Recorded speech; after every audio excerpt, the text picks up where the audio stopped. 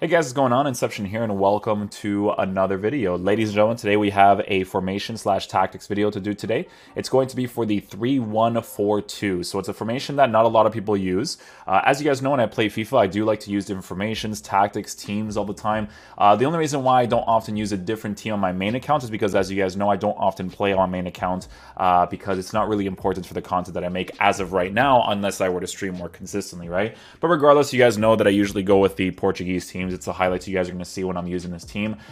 This team nowadays, especially with Team of the Season being released, Foot Birthday being released, there's not a lot of good players in this team that have lived up to an expectation of still being pretty good, right? So right now, the only really good players are probably a little bit Ronaldo, but his rare gold is not as good as the higher rated versions.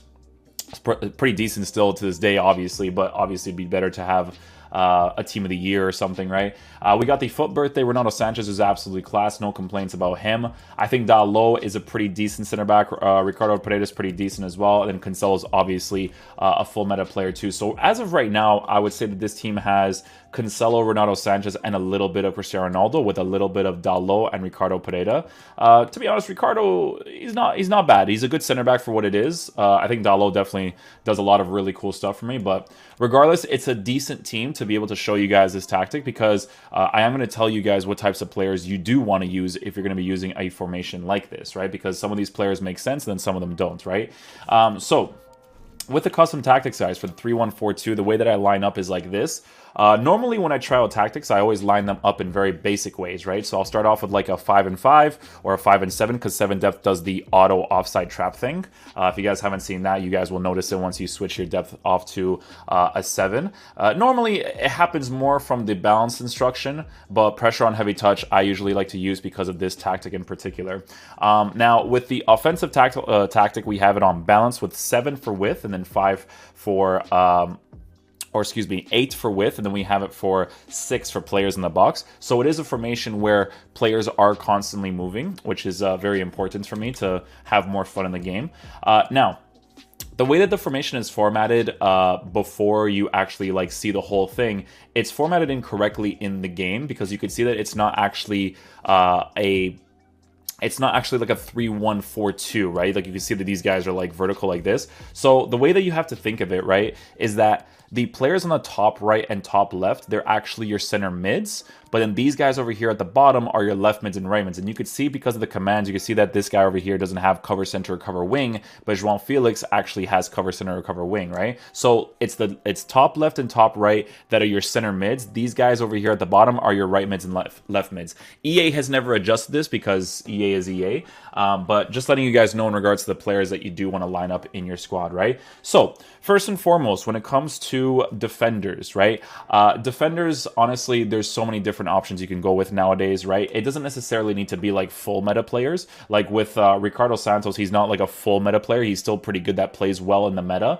Players like João Cancelo definitely is. Dalot is pretty decent. Even if I got Ruben Dias in this team, he would be pretty nice as well, so I wouldn't necessarily have a problem with those guys. So defenders, you have different options. There's obviously cards that are more meta than others, but the work rates are not like crazy important. But for me personally, the balance that I like to have for my team is to have my right center back and my left center back to be high, medium, high work rated players, right? Because I like their aggressiveness when it comes to winning the ball back, right? In the middle, so obviously I use Ruben Neves. Ruben Neves is a cool card to use, guys, but he obviously lacks in pace, which is going to be very important in this team. You want to be able to have a player, in my opinion, who is a medium or a medium-high player. In this position specifically, you mostly medium-high, even medium, like it just bothered me just to say it out loud. Medium-high is the work rate that you want to have in that area because this guy is going to be responsible for cut passing lane, staying back and covering the center part of the pitch because of how wide this formation is, right? Your left mids and your right mids, the tactic that you want to give them, right, will depend on the type of player that you have there. So let's just say, for instance, I'm using Podence. Podence is not that great. He actually disappointed me because I thought his rare gold was pretty decent for what it was, and I was like, oh, you know, if they upgrade him, he'll be pretty nice. This he's pretty generic, right? Even when I did the review, I think I mentioned the same thing. Daniel Podence on comeback and defense, right?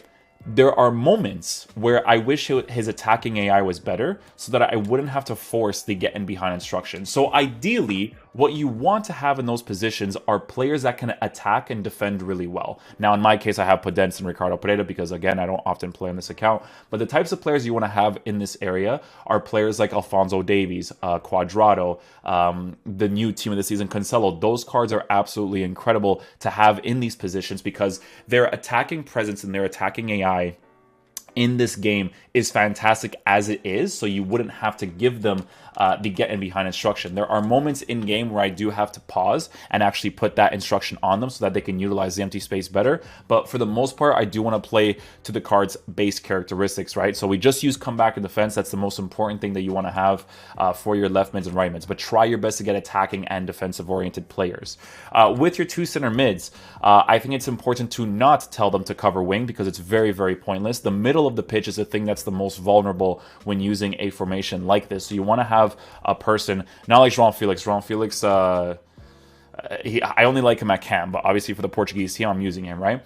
A player like Renato Sanchez is perfect, right? A player that can aggressively attack just as much as he can aggressively defend is the ideal thing that you want to have. So examples of this is Renato Sanchez, Bruno Fernandes, Vidal, De Bruyne, even the new Sarabia card, right? Because he's a high medium work rate player that feels like a high. Those are the types of dudes that you want to have in the center mid position because on the balance instruction, you're going to often find yourself in a situation where these guys are going to make very good aggressive runs where they utilize empty space well, or they create a disguised run that actually opens up the pitch for your left mid and right mid. You guys are going to see when we break down the highlights of this formation. So remember, these guys are your center mids. I'm using João Felix just for the sake of it, but you know, in the future, if I ever get like a Bruno Fernandes or something, if I play on my account more, he would be the guy to have in that position. Renato Sanchez with his 5-star weak foot on the left side, Bruno Fernandes on the right side that has a fantastic attacking and defensive presence would definitely be a very nice thing to have.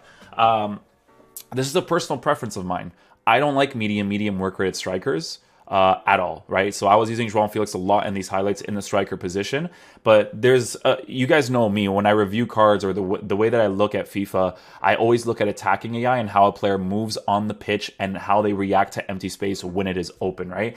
And with João Felix, I just didn't like the way that he moved up there, so I actually decided to go with Gelson Martins, and it worked out a little bit better for me because with Gelson Martins, there's a variable with him. If you use a player in that secondary striker position, you're going to either go with two things, right? One of them is going to be a high-low work rated player, or the other one is going to be a high work rated player for one of the strikers, right? So I think it's important to have one of the strikers on the high-low work rate, stay central, get him behind, so you always have that middle play constantly, right? If you use someone like Kylian Mbappe on stay central, get him behind, he's going to be absolutely phenomenal, right? But in the other position, let's just say, for instance, you use a player like Heung-min Son as that right striker.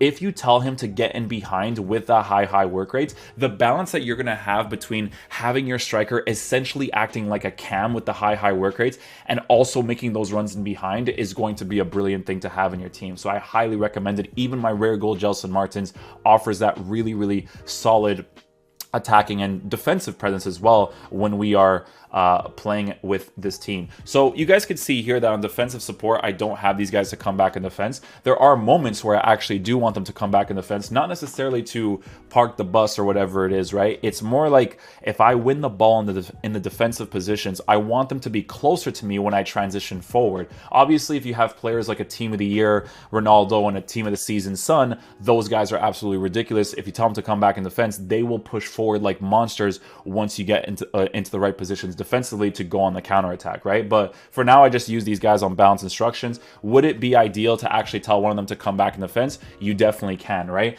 I think that the types of players that you add to your team for this formation is definitely going to be very important in regards to them performing on the pitch. So I let you guys know what types of players you're going to want to have for this team. I'm going to show you guys how this team moved and how in certain situations, I wish a player utilized empty space a certain way from the attacking opportunities. We'll see, because there was a lot of moments where I was using João Felix, and he just doesn't adapt quickly enough in certain situations to utilize empty space, and it's really annoying. That's why I was using like Neymar and Mbappe for the last tactic video, because those guys are ridiculous attacking AI-wise. But yeah, I'm going to get into some highlights and show you guys what's up. Okay, guys, so let's go ahead and check out some of the highlights and how I scored some of these opportunities. Okay, so over here, building up the play in the middle, Renato Sanchez with the extra dribble. Over there, I just stop the ball. So what I do in that situation is I don't actually use the left stick at all, and I kind of see where the defender is going to go. From the stop, you can actually do a scoop turn with your 4-star skill moves or a 5-star skill move. It's the moving where you need the 5-star skills, which João Felix obviously having the 5-star skills, very, very helpful to be able to have the 5-star skills to do the scoop turn in that area. In a situation like this, just a really good passing play. You can actually see how when I use João Felix as a striker, it's so funny, okay? And this is why it's a meme on this channel. When I use João Felix as a striker, you can see why he belongs in the cam position from the base attacking AI stuff that he does and how he opens up the pitch for everybody else, right? So for me personally, when I use like a 4-2-3-1 where he's playing as a cam and I have like Ronaldo up top, that's where the balance is for me personally because of the medium workers. But you can see here that from Renato Sanchez to Ricardo Pereira, we just open up the pitch a lot, right? We go to the sides. We can try to do maybe a driven cross when given the opportunity to, but you know, in most of the situations, I do like to break down the defense as much as possible. So I usually transition back into the middle, work with the midfielders again, and then work with the attackers, right? So because my strikers are on the getting behind instruction and the other one's on stay central getting behind, so mostly getting behind, it's really important for them to make that aggressive run. But once I start to transition back into the middle, I need them to get back and then make that run again, right? That's a very, very important thing for me that I realized that I wanted my strikers to do when given these opportunities inside the 18-yard box. Over here, this is just like a lot of skill move combos to try to open up the pitch as much as possible. You can see that I'm stretching it to the wide play, going right back into the middle, stretching the wide play, going back into the middle. That's kind of like how I like to break down the defense as much as I possibly can when using most of the formations, right? So you can see some of the meta teams that we're using here. This guy looks like he's probably going to use like a 4-3-1-2, maybe a 5-back because of the types of players that he has in his team. So we'll see what we do here. So again, playing in the middle, João Felix again acting like a cam, not even a striker at this point. Just doing some skill moves here. So you can see that he's obviously parking the bus, right? So once someone is parking the bus, you want to do your best to try to outskill the opponent, right? So I do like a nice little fake Rabona and into a croqueta. Fake Rabona into a croqueta is definitely a very nice skill move combo to do to pass the defense, because when you do the fake Rabona, people really like to commit into you because they think that it's easier for them to get the ball, but then you kind of combo away with the croqueta to open up the space again, right? So over here, we get a couple of shot cancels off, get the near post angle. We always try to go for that shooting animation where they bend their body, right? Now, some players are more consistent than others when it comes to animation. Like Cristiano Ronaldo is really good at consistently doing that from the higher rated versions. But in this example right here, you can see a very good example of opening up the side space and having your left mid or right mid to actually get in behind, right? So in that situation there, I was fortunate enough that Podence by himself actually made that run. But like I said, there are situations where I do like to force the instructions so that they do it more often, right?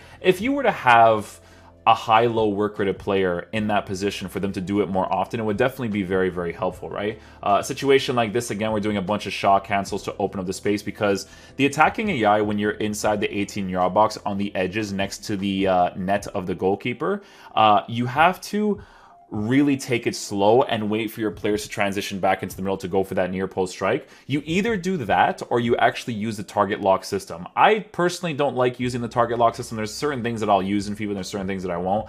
Target lock I think is a great system, to be honest, but in these situations I just want my player themselves to actually understand the space, which they just don't, right? So it is very important that you try to use the target lock system when you're in an open area inside the 18-yard box just on the sides, and you actually switch to the other attacker to get into certain spaces to score some opportunities, right?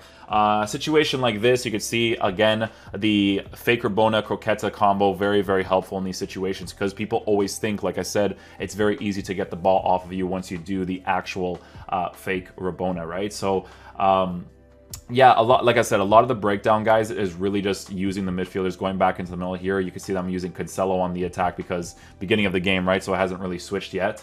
With João Felix, we do the directional skill move to get that acceleration behind the defense, use the weak foot to score an opportunity there. Over here, you could see from the defensive setup, because of all the players coming back in defense, you'll actually often find yourself in a situation or in multiple situations where you're actually going to have 4 people at the back, right? So when you have those 4 people at the back, your main focus should be to use one of those defenders and aggressively push out with them, because you still have those 3 other defenders that is from your base formation, right? So it's just very helpful to always have those players back there and to aggressively defend when you need to, because it's just very, very helpful when people are attacking in certain ways. Now, obviously, with this formation, guys, you do have to be very careful with the counterattacks, because that is obviously a huge meta of this game, is to park the bus as much as possible and go for the counterattack. So this is why it's very important to have a CDM like Patrick Vieira or something, right? Or even if it's like a Conte, right? Someone that's going to transition left and right for you really quickly. But the 2 center mids, when they're on the cover center instruction, you need to have those high work rate players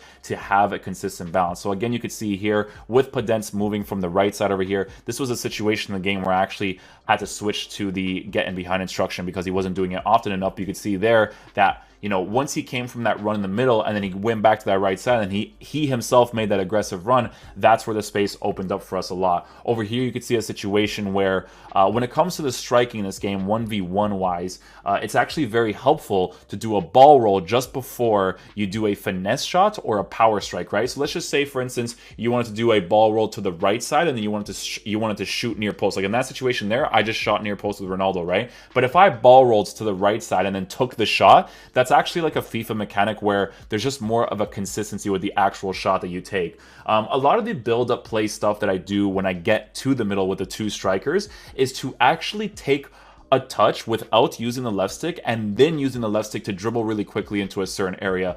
Because if you go for the scoop turn right away, a lot of people who will defend well enough, or, you know, their AI will defend well enough, will see that situation happen right away, right? So it's very important to just sometimes just use your left stick, right? Like you just got to make sure your 2 strikers are always in the right situation at the right time when they're playing through the middle, so that you can always just take that one touch and then you just see how the defender reacts and you left stick dribble into one direction. Sometimes what you can do is you can fake like you're going to go into that one direction and just exit in the other one, right? So a lot of people do that a lot of times because it's obviously very, very helpful. Over here, you could see that at some point, because these tactics that you guys are going to see in this video, I changed it a lot, right? I want you guys to see the transition play of me switching into that tactic as I play more games, right? So you can see that the way my defensive setup is, I actually aggressively push João Cancelo out of position to actually try to score those opportunities. Over here with Ronaldo, he's blocking the middle space a lot, so there's no point in shooting right away. We get into that angle where we do the fake Rabona into the croqueta, and then we open up the space for ourselves. I don't think he was actually controlling any of the defenders there, so it was a perfect opportunity to do that skill move. Again, with the left mids, right mids opening up, with Ronaldo on stay central getting behind, this is when I started to transition into this instruction. He obviously gets into a great area to score that opportunity. This is where I really got everything going. You can see the spread of the team is really nice. We overly commit left mids and right mids so that the fullbacks go ahead and chase after them so they don't bother me on my attack when I push forward here. So again, we're just opening up the side space as much as possible. Once the side space opens up, that's when we start to go back into the middle, right? So as João Cancelo, we make the pass back here. Neves to Ronaldo. You can see that the space up top now starts to open up, right? So over here, I kind of just figure I'm going to get inside the 18-yard box. Gelson Martins with the get in behind instruction will make that run in behind, right? So again, guys, the base characteristics of all the players that you have in your team is really going to depend on how your tactics is going to perform for you in game, because the types of players is very important, and that's why we do the player reviews, to review every single card and let you guys know exactly what you should be looking for when using certain players. Certain players, like you could tell, really belong in that striker position, really belong in that left mid, right mid position. If you were to have like a team of the season Heung-min Son, you can pretty much use them anywhere. It genuinely wouldn't matter. But yeah, hopefully you guys enjoy this video. I'll catch you guys for the next one. Peace out, dudes. Love you guys.